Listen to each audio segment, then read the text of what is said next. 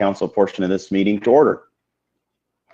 And good evening, I'm Commissioner Tracy Brown, and I would like to introduce, we have Commissioner Tom Murtaugh with us. I believe Dave Byers is going to join us in just a few minutes. Our county auditor, Bob Plantinga, and also our county attorney, Doug Masson, has joined us this evening.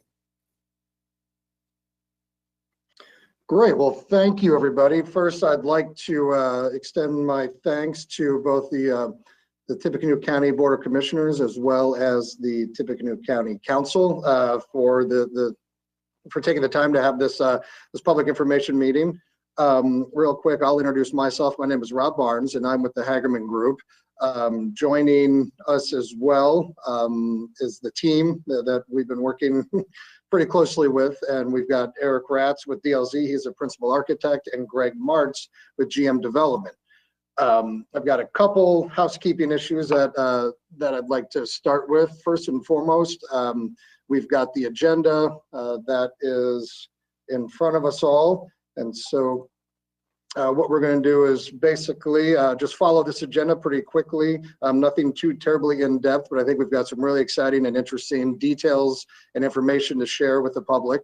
And there, if you'll notice there at the end, there is a dedicated spot for questions and answers. So if you'll please hold your questions until the end. And speaking of questions, we have this presentation is being broadcast on multiple platforms. So feel free to email your questions and comments, or we have a phone number that you can call in. There are multiple platforms with which you can provide your comments and questions. But so when we do get to the questions and comments, please, in order to make sure that we can hear from as many people as possible, please limit your comments to 3 minutes. And I think that will wrap up my portion at this point. So I think what we'll do is we will get started and kick off and start sharing the great information that we have. So Commissioner Brown, I think if you would like to begin with a little bit of the background information and the history of the project. Thank you, Rob, and good evening, everyone. I thought it was important that we start with just some basic history and then talk a little bit about the study that we had done. Most of you know where the jail is. It was originally constructed in 1990, renovated in 2003. The current capacity is about 603 inmates. Back in 2019, we received results of a jail feasibility and life cycle cost analysis study that came back to us from DLZ, and it basically did the following. It looked at evaluating our aging facilities for major maintenance issues and helped us sort of prioritize those projects, looked at overcrowding issues over the years, and helped us predict population trends, what we'd be looking at in the future. And also they eventually evaluated our administrative space in what is commonly referred to as Building A at the Sheriff's Office on Duncan Road. In terms of our immediate and future needs, the study showed us that by 2040, the jail would have to be built out to 900 beds, which in essence meant we're going to add 300, short of 300 beds, and a potential cost of $28 to $32 million just to address that housing issue. We also determined through this process that the Sheriff's Office was sorely lacking in administrative spaces. Basically, those administrative spaces had not been touched since original construction back in 1988 to 1990, and quite frankly, it doesn't fit the needs of a modern day sheriff's department that has grown at least by 100% since back then. And you know, conventional solutions and things that communities typically do when they find out they need beds in a jail, they just add on a pod, or they expand their jail, or they decommission one jail and build a new one. And we just felt that after reading some of the information that was given to us, we needed to do something that was a little bit different, because we were also looking at a potential project at our community corrections program out on North 9th Street Road. And for those of you who are not familiar with community corrections, it's a system that allows individuals who might normally be in jail to be monitored in one of their various programs, and it actually helps us relieve jail overcrowding. I can tell you, I am absolutely convinced and have been for many, many years. We have one of the best run community corrections systems in the state of Indiana. Enrollment and programming and facility uses is climbed at an amazing rate. And we now find ourselves in a situation where we need to take a look not only at a project at the jail, but also expanding the amount of space that's available for training, administrative processes, and programming at community corrections. Again, we wanted to take an alternative approach and not just build a jail, because that's easy and you will eventually fill those beds up. Our jail and our community corrections facilities are community resources, but they are limited and obviously need to be used wisely.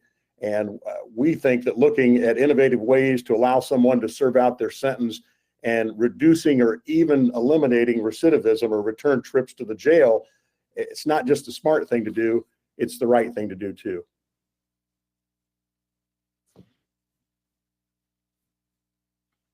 Great, And thank you, Commissioner. No, go ahead, Rob. I was going to say, I think, all right, now we'll move on. I'll introduce Greg Martz with GM Development, and he can talk a little bit about the background on what is, in fact, a public-private partnership. Good evening, everybody. My name is Greg Martz with GM Development, and I think what I'll talk about is the process that occurred after what Commissioner Brown was just talking about. So, at the conclusion of the study, the commissioners used that information then to enter into a procurement statute, which is the Build, Operate, Transfer statute. So, on that first question there, where you see what is a BOT or a BOT, BOT stands for Build, Operate, Transfer. And this statute, the state statute, is Indiana Code 523. And that underneath that statute, the county can procure the construction, design, and financing of a project. And so in January of 2020, the commissioners adopted a resolution in order to use this statute. And then the request for proposals were issued in May of 2020. And at that time, as Commissioner Brown was just explaining, the information that the commissioners had was related to the study that had occurred. And so the RFP was written such that the county knew that a project needed to be constructed and financed, but the details of that still needed to be worked out. And so the way that this law works is that it allows the county to enter into a scoping period with the selected team. And that's what has occurred since May of 2020. So for the past 7 months, there's been a design, construction, and finance team working with the sheriff and also with the community corrections staff in order to figure out the project scope for the project. So the public hearing tonight is the conclusion of that scoping period. The design has been completed to a level that will allow a guaranteed price and financing to move forward. And so the next steps at this point are to receive the bank proposals.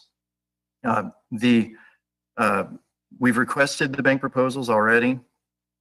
We've requested that when the banks submit their interest rates, those rates will be locked in for 60 days. And what that will allow is for the county commissioners and county council to accept those terms in their January meeting and then close approximately 30 days thereafter.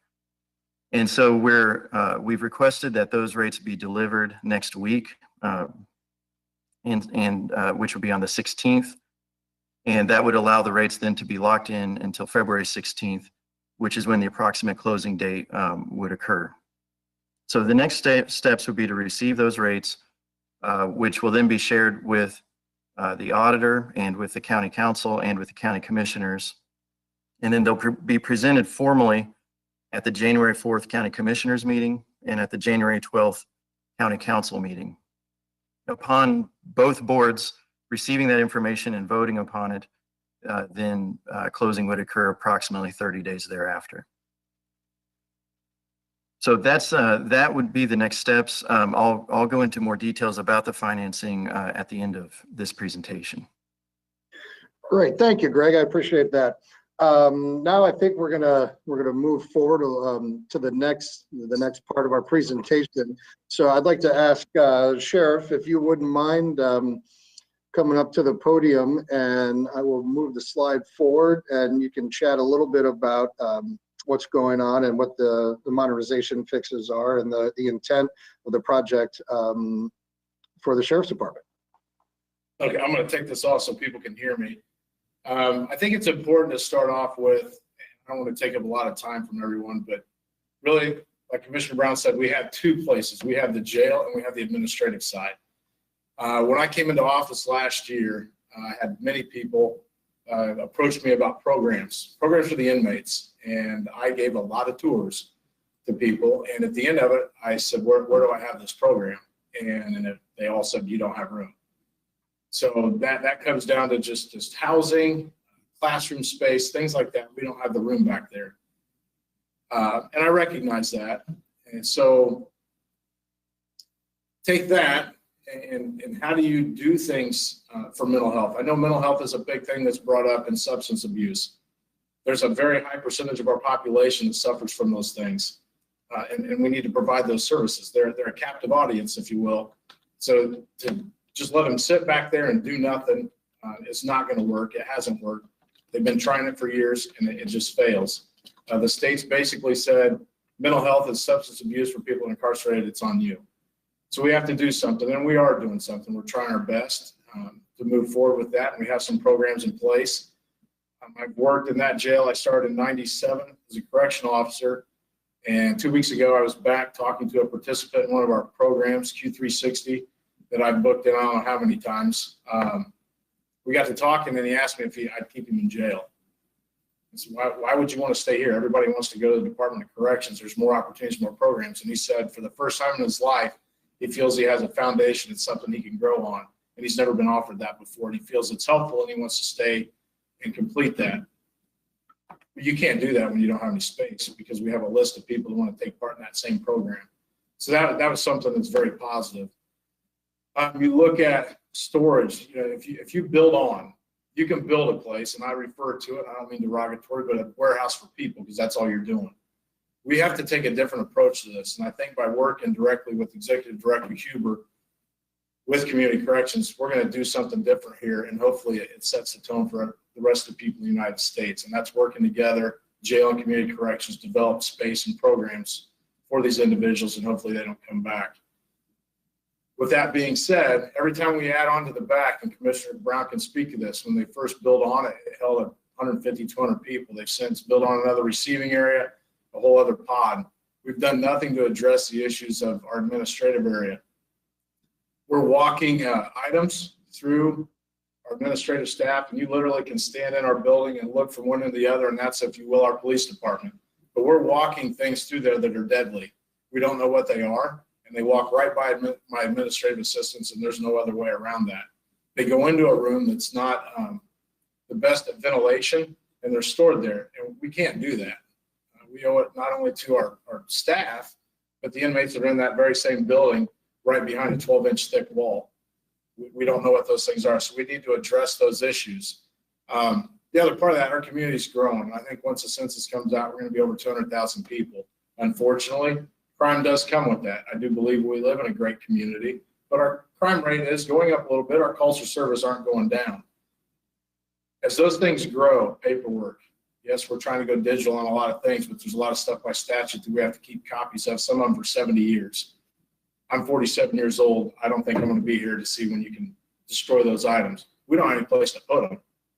We have property in 5 different storage areas, which is not acceptable. We're doing the best we can with what we got. I think we're doing a good job, but we need to make a change. We are going to continue to grow because the community needs us to grow. We just need to have the facility to do it. And I think the plan we have in place and what we're looking to do is the best way for us to do that. By building what I'll refer to as an administrative building, a police department, if you will, it will free up our existing jail for spaces, for programming, not only for the inmates, but places where we can train our civilian staff and our merit staff, so we're not sending them all over the state of Indiana and some places to other parts of the country for training, so it should save us money. We'll be able to host training, which is going to show people our community that we live in and the department we live in, which will hopefully bring people to our agency that want to be employed, not just by us, but with community corrections.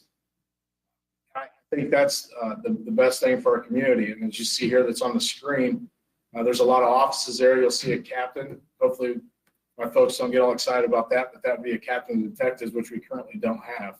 We have a lieutenant that oversees a captain division, a lieutenant that oversees a detective division when every one of our other divisions has a captain that's over that. We're growing and it's needed. We just don't have the space for it. I have a sergeant of detectives that works in an office that's probably 5 by 6 at the best. It literally fits a desk in it and a couple shelves. But he needs privacy. Some of the things, obviously some of the things he looks at, other people can't see. They're confidential, so he has to be stuck in a closet. Our detectives are working in an area that's wide open, and they don't need that. It's not safe, it's not secure. We're walking inmates to be interviewed through our administrative staff, literally past a couple doors, and there's the exit, and they're gone. That's not safe. We recognize that. We do the best we can, but we need a change, and it's time for a change. And I feel very passionate about this. I think it's something we need to do and we must do. Yes, it's expensive, but it's not $60 million expensive. Commissioner Murtaugh sat us in the room and told us to iron things out and get it under a certain dollar amount. I feel we did that. But that's, part of this, there's you see a squad room, break rooms, and a lactation room that you have to have now that we don't. You have to have one of those. A mat room, you see a fitness room on there. Yes, that's a workout room. We don't. We have one right now. The equipment's rusted and falling apart. Everybody talks about health and well-being for our employees and our staff. We don't have anything for them at the current time that's very beneficial. So that would address that issue. The under lower level, if you will, I know we jokingly can refer to it as a basement, but the lower level is set up in a way that it addresses all those safety issues that we talked about with property and evidence. And I made the comment, the way this is set up, somebody could hire on a department, serve 32 years and never go inside that room. Unfortunately, I can't say that's the case now. Again, I believe we do a good job, but I think this is better for us, 100 times better, and I think it looks into the future, 30 to 40 years. I believe we need to address how to do programming for our inmates. At some point, here in 20, 30 years when we're gone, if we have to build on, then okay, we have to build on. But I think the way we're doing things now, working with the judges, working with community corrections, and both providing programs and keeping this jail population down, I think this is the best route to take. Great, thank you, Sheriff. I appreciate that. Now I think we'll move. We'd like to hear from the Executive Director of Community Corrections, Jason. If you want to step up, and I'll advance the slide deck for you. You want to go ahead and chat a little bit about where you are with your department? Sure. Thanks, Rob.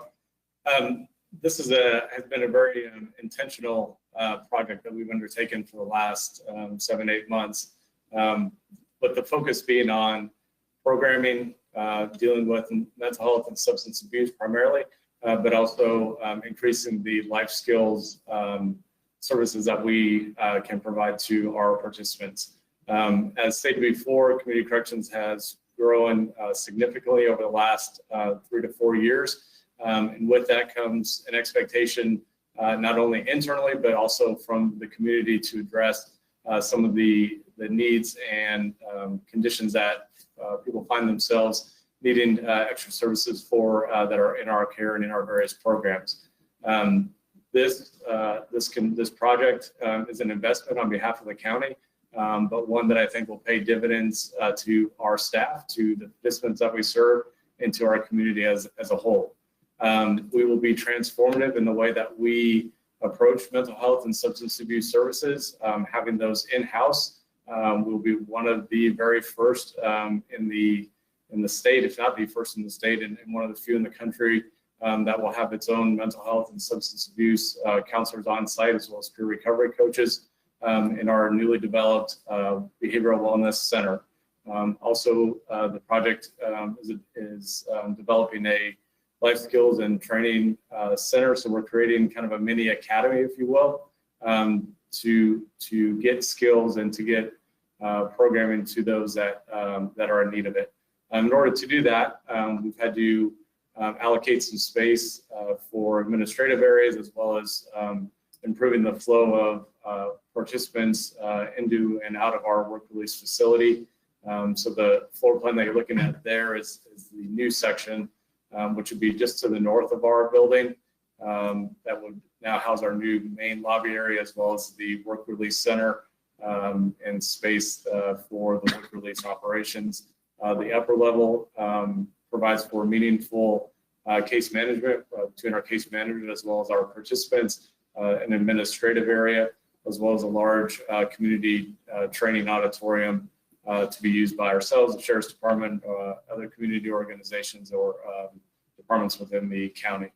So again, we understand that this is investment. We understand that we want to be good stewards of the taxpayers' money, and we think that we've accomplished that, being very diligent in how we've gone about this process, and are very confident that what we are building today will be the model that others will want to emulate, both in the state and across the country. And the partnerships and collaboration that we have here is extremely unique, and one that we should all be proud of. I have submitted letters of support for our project on behalf of all the judges of Tippecanoe County, the advisory board that oversees community corrections, as well as the health department. So thank you, Rob. Great, thank you, Jason.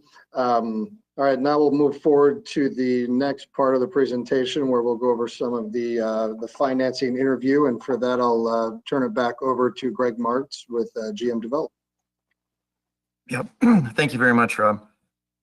And this slide will conclude the presentation portion of tonight.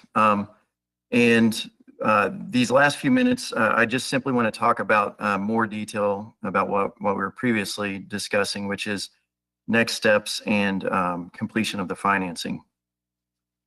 As we were discussing earlier, we're expecting to receive rates from the bank in approximately 1 week. When we receive those, that rate will be locked in as soon as we select which bank we'd like to go with. All banks should have the exact same terms, the way that the term sheet is written. And so the selection process should be as easy as just selecting the lowest interest rate. Because of the good work of all the public officials that are on this call, we're anticipating the absolute best rates that the market has right now. You all have managed your financials very well, and so we're expecting low rates, the best the market has to offer. But on top of that, timing right now, as probably everybody has seen in the media, is maybe the best in the history of lending to be locking in an interest rate. These are all-time low rates, and we're expecting very, very aggressive proposals. Once we receive those, I will present those to the county auditor, and he can share it with you all. As soon as you're able to make a selection, that selection does not need to happen at the public meeting. In fact, it needs to happen prior to the public meeting so that we can get the appropriate notices out. As soon as that selection is made, that rate will then be locked in for 60 days, and that will allow the public process to continue without there being a risk of rates going up, which is very important. And just as a reminder, the public process that will occur then is that the commissioners will meet on January 4th at a public hearing. If the project is approved by the county commissioners on January 4th, it will proceed to the county council on January 12th. And if the county council approves the financing terms at their meeting, then there will be a notice of determination published. And what that is a final notice that allows the public that may not have seen this presentation tonight or either of the presentations on the 4th or the 12th, but they read newspapers. It will give another method for the public to be notified about the project and the financing. That will be published twice, and upon the conclusion of the second publication, then closing can occur, and that's projected to be early February. The only other note that I have for tonight is the other piece of the timing is that the county has a bond that will be retiring in 2021, and that the payment on this will essentially be identical. It'll be based on what the final interest rate is, but it'll be very, very close to the same payment that the county has been paying for the last several years. And the rate will be locked in for the entirety of the term, so there will be no chance that the payment will go up at any point in the future. That's the only items I had for my notes this evening, but during the question and answer period that's occurring after this, I'd be happy to answer any further details or questions that anyone would have. Great, thank you, Greg. And I too, I'd be remiss if I didn't thank all the folks that, again, these past 7 months have worked so hard. The sheriff and his staff, Jason and his staff. I mean, the collaborative nature and cooperation that's been exhibited, it's truly been impressive. So I want to make sure that that gets noted, that a lot of hard work and a lot of tough decisions and tough choices and tough conversations had to take place, and everybody worked together, and it's been a great experience. So as we move forward to the questions and comments portion, we have received some comments already via email. So to those of you that have sent in your comments, thank you very much for your interest. At this point, I also would like to thank Paula and Max for making this high-tech presentation possible, for getting everything ready and all the technologies hooked up and ready to go. So to that end, we've got multiple platforms again that folks can submit their comments and or questions. Oops. There we go. So I think why don't we move into that portion? And at this point, is there anybody that maybe we could have we received any of the emailed questions or anything of that nature?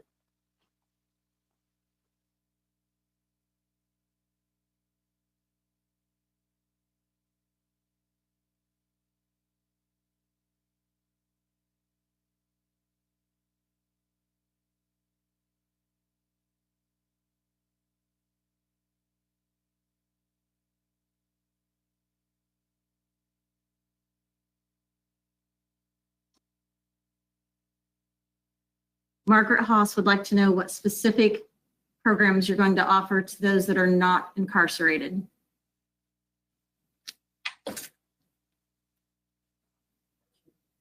That are not incarcerated.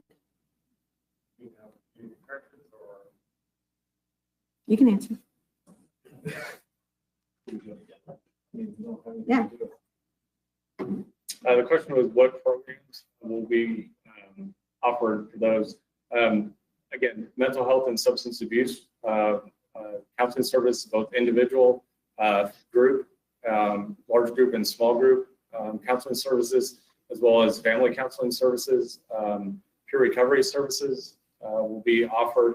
And then within the life skills training area, just some examples, healthy eating, stress management, time management, budgeting,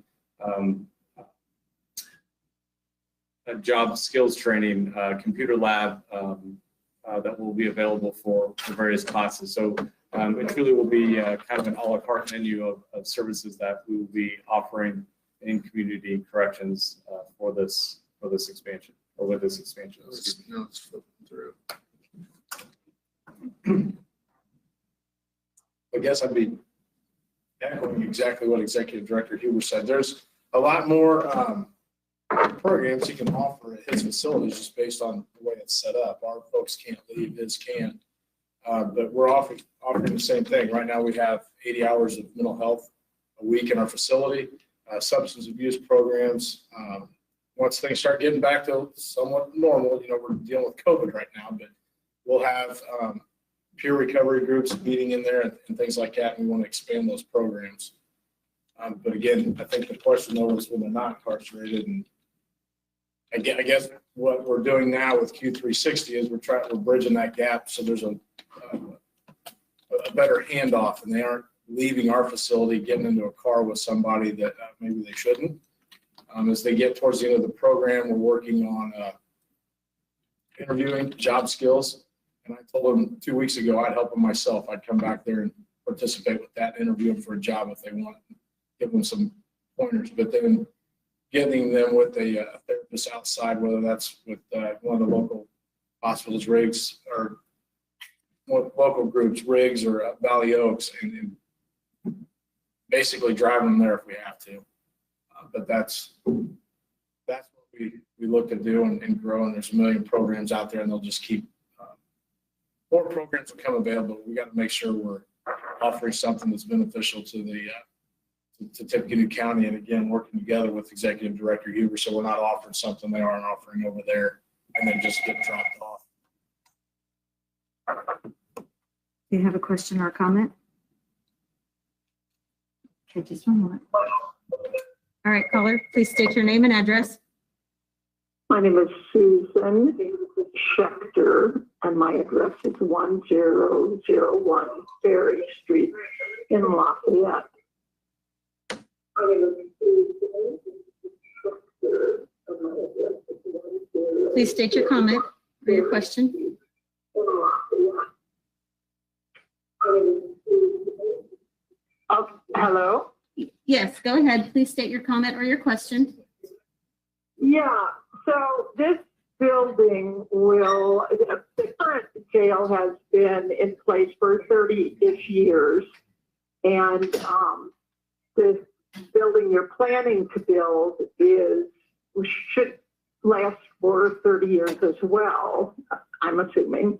So what design features have you thought of for this building that will still be in use in 2050?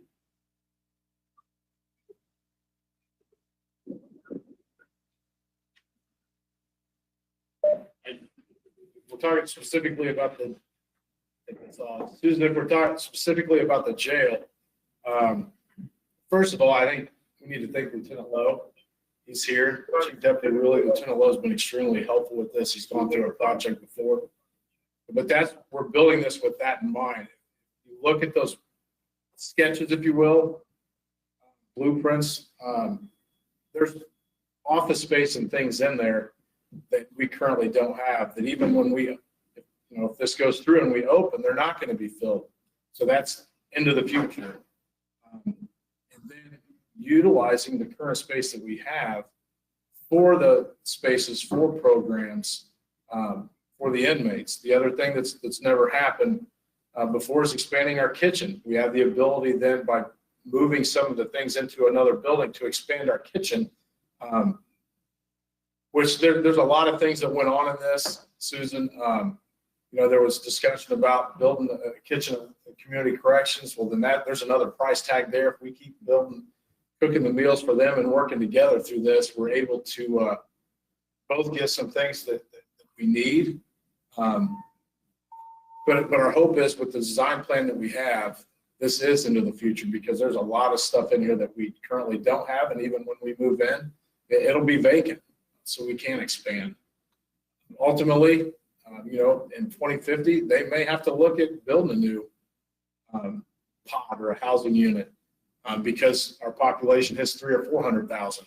And with that, unfortunately, jails become full.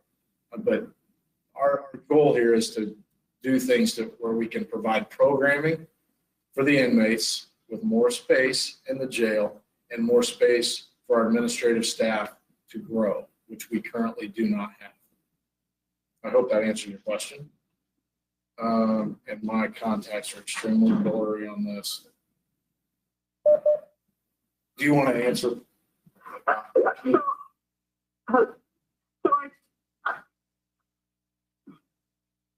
Your question is relevant to the programming, but my question is about building design relative. Is it going to be LEED certified? Is it going to have solar rooftop? Is it going to have, basically by 2050, you need a net zero building. By 2030, you need a net zero building. All those things you're talking about with solar and all that, we have had those discussions. And it's something that they'll look into. But that, you know, everybody that the commissioners and council, we've all talked about solar. So that's something we hope, obviously, that we can do at some point. I'm completely open to the idea. Well, if you plan it into it, it's going to cost a lot less than if you do it after the fact. And it's going to start paying for itself first day. That's number one. Number two, you need to think about geothermal heat, and that, you know, both those things can serve both the current building and the new building. And you bring up some great points, and those are two areas that I am not an expert in. I leave it to the experts. Thank you. Well, you don't get that expertise unless you ask for it. Sure, and believe me, we've had those discussions in our meetings. Okay, we're going to, Thank you. thank you.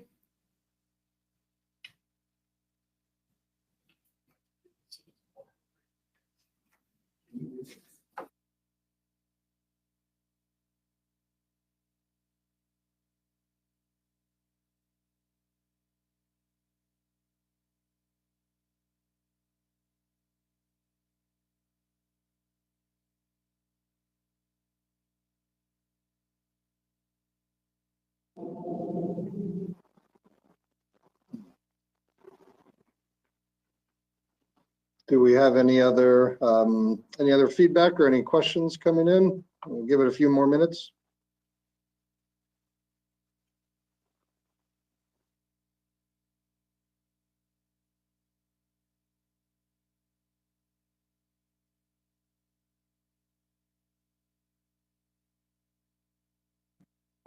This is Tracy, if I could just add something to what the last caller asked.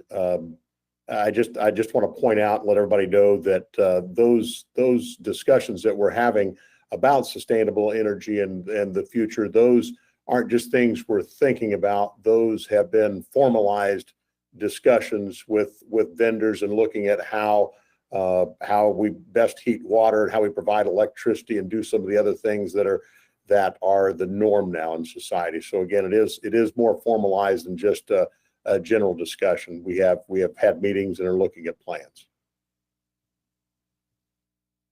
Yeah, Commissioner, you're correct. Where we've looked very, very specifically to the extent of actually getting some specific pricing and looking at the overall budget, and then actual pricing for renewable energy and alternative energy, solar being one of them. But yeah, those considerations have been taken throughout the design phase up to this point, and they continue to be a substantial consideration. So speaking of budget, I don't think we've actually said how much this is going to cost, so the public is aware. Can we talk about the total price tag for this project? Yes. Would you like me to discuss that, commissioners? Okay. Yes, the complete borrowing will be $16,750,000.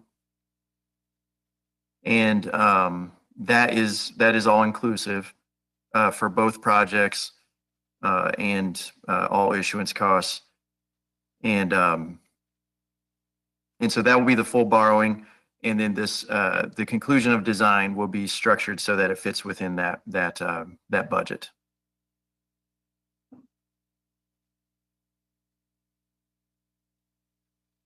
Okay, caller, please state your name and your address.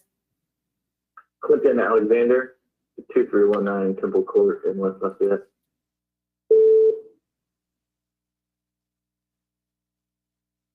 Please state your comment or your question.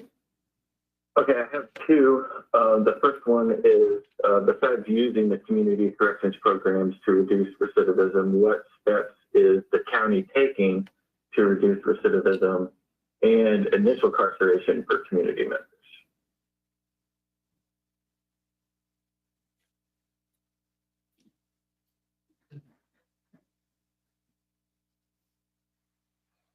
I'm sorry, just so I can hear correct, can you restate your question just one more time for me?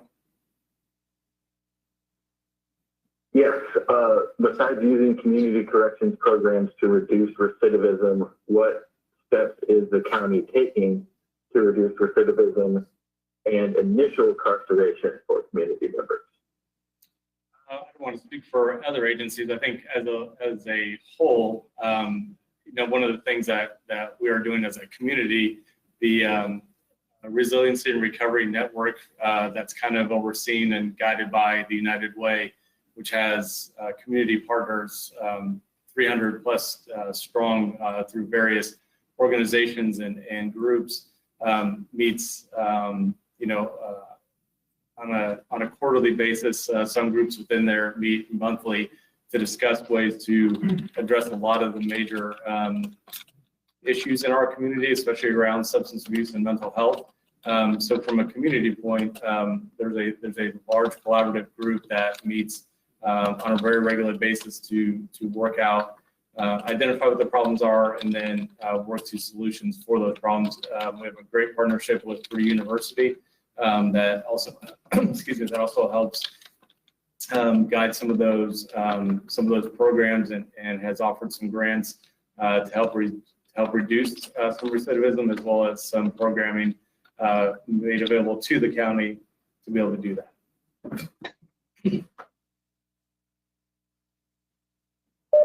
Okay, thank you. My second question specifically relates to the Sheriff's Department and mental health issues and services.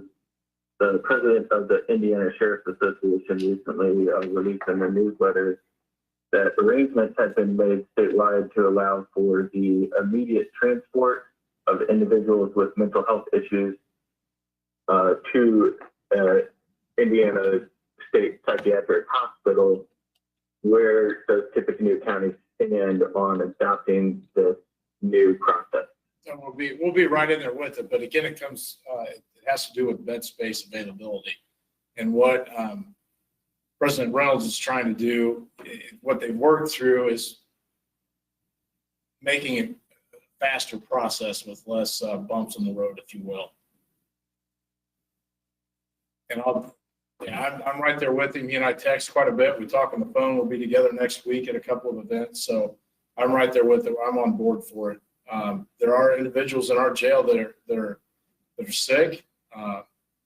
Yes, they've done something to put themselves in that situation, and mental health has a lot to do with it. So if we can get those services, and hopefully they can go outside of our facility for those services, that's what we want. We don't want people sitting in our jail that are there strictly because they're mentally ill. And we have some of those that have served their time. It's a offense that's not as a violent offense, if you will, that they don't need to be there, and we try to get them bed space, and it's been difficult over the years. And we're working with them to, hopefully that isn't an issue anymore. But I see it still being an issue simply because of bed space. We can't force people into a situation, but I'm all for it. To talk about, I think one of your questions was about community corrections in the jail and what we're doing to not have people incarcerated so much. Like you said, there's a lot of community partners. We live in a great community here. There is a ton of resources here and a lot of people sitting around the table trying to work together. One of the meetings I attended a while back, we'll call it pre-COVID, was there's a lot of intelligent people sitting around the table coming up with ways that they believe that the inmates could be helped. And I simply asked the question, does anybody walk back to the jail and ask them what they want? I did. I walked back and I asked several inmates, some of them I knew, some of them I ran around with, what do you want? What would help you keep you out of here? And the time and time again, they're saying, I need job interview skills. I need skills. I need trades. I need learn how to read a lease. I need to know how to open a bank account. I need these other services. So I went to Lisa Scroggins with Poly Correctional almost a year ago and said, this is what they're telling me and this is what I want. And they have a program now that's available through that. It's being paid through a grant. So that's what we're trying to do. As far as getting to them when they're out on the street, that I'll be honest with you, that's a difficult task for us. That's where they need to have the resources in the community. When they're in our facility, that's what we're focusing on here and communicating back to the community partners about what we're doing, and hopefully those things can grow in the community. Hopefully that answers his question. Margaret, I see here, I got this message at 6:02 p.m. is when you sent the email, and then you phoned in and asked about incarceration. Hopefully that answers your question. If it doesn't, you got my email, you can absolutely email me.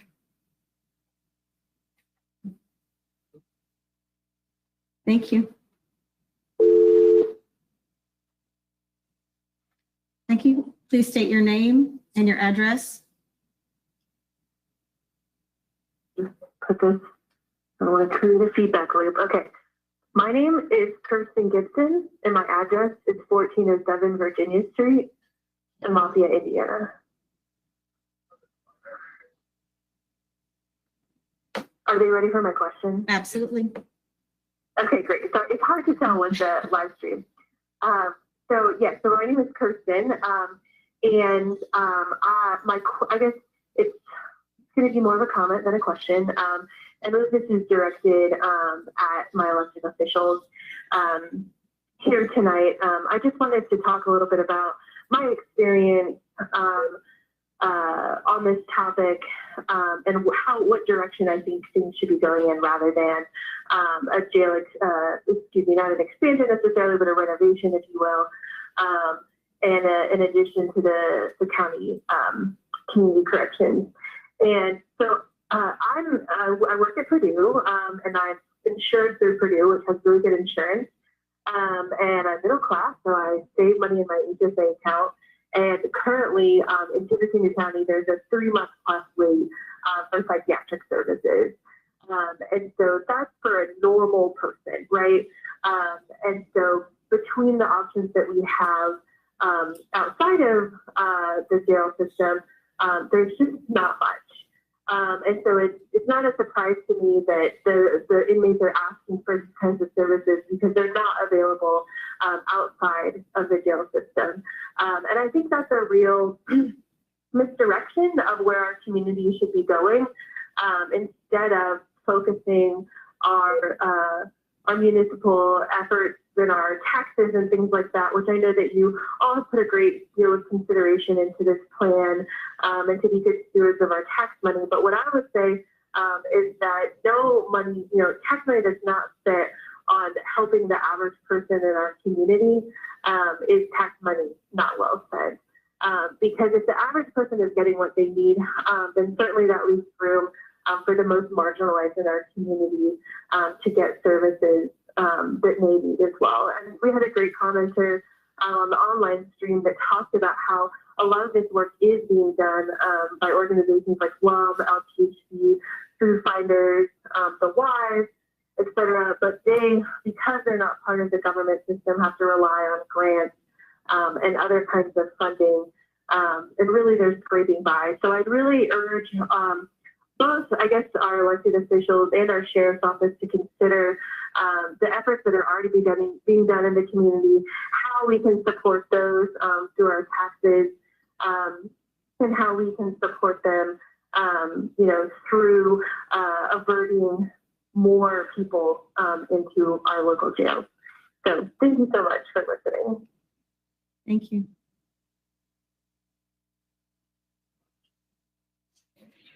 For the rest of them. We'll go back and address Margaret Haas's comment. She'd like to know what input, if any, the planners of this project have gotten from current or former inmates or participants in the community corrections to shape the plan.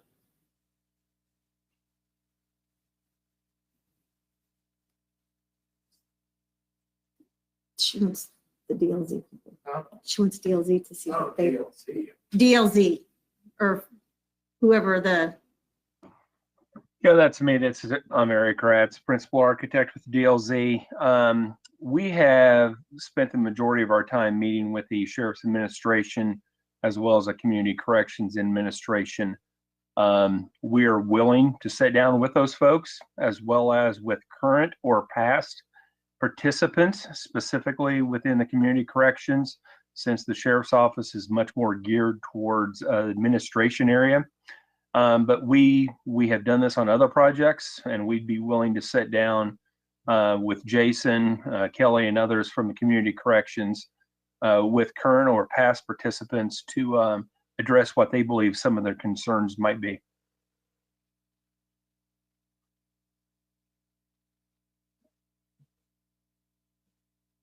And it's also worth noting, Eric, I'm going to brag on you guys a little bit.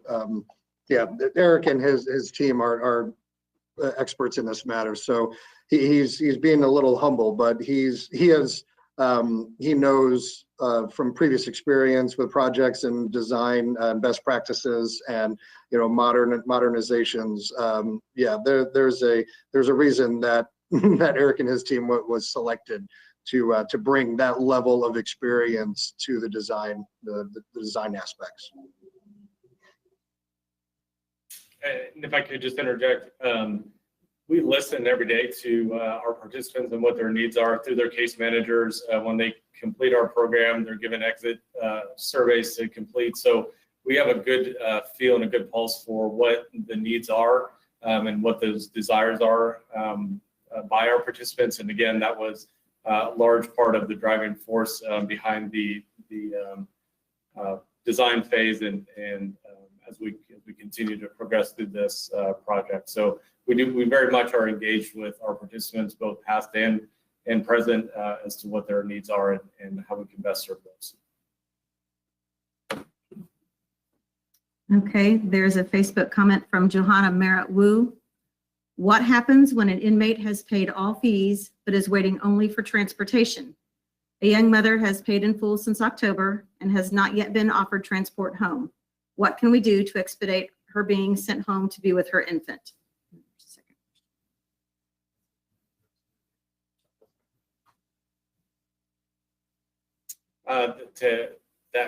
The answer to that question is, there's a process by which anybody that's sentenced or assigned to community corrections goes through. Unfortunately, there is a wait time that is associated with that through an intake process that happens internally. There's many factors that go into why it may take somebody a little bit longer to come over, and the fact that COVID has placed large restrictions on how quickly we can move people from one place to the other.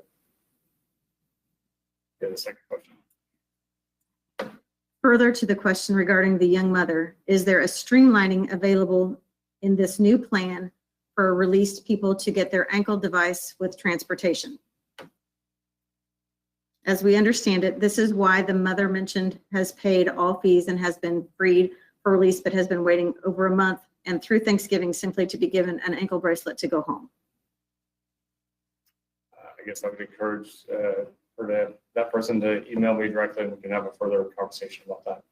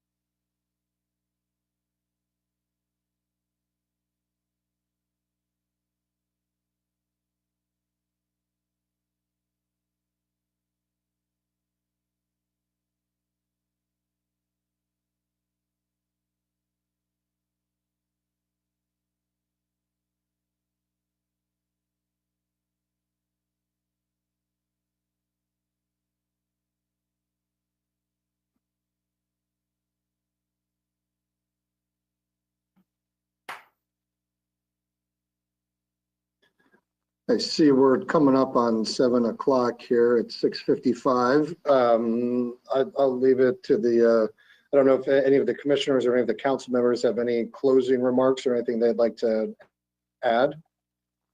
Tom Murtaugh here. I'll just add that we did receive some feedback from a variety of folks from around the county, one being Senator Alting, who called us and stated that he was very, very proud of this community and this effort in particular. And he wholeheartedly supports this project and the idea of moving to the avenue of providing additional programming versus building additional bed space. And in addition to that, I know Michael Budd from the United Way was going to be on the call and or on Facebook or YouTube, and I know he had to step off for a period of time, but he also is very supportive of this project. As Executive Director Huber mentioned in his comments, the United Way has been leading an effort in the community, and Jason's played a huge role in that, as well as the sheriff and the sheriff's department. And they are also very, very, very committed to this project. And so they are very, very supportive.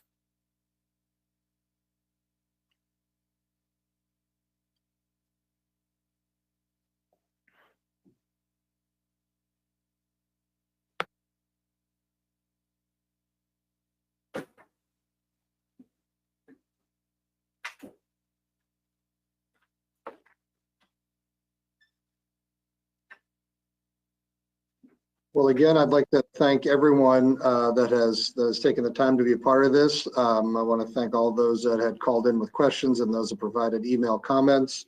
Again, we've gone over the timeline, so there'll be a couple other public hearings in January. So be on the lookout for those advertisements. But I will leave it up to the commissioners and or the president of the council if you guys would like to go through the procedure to essentially adjourn the meeting.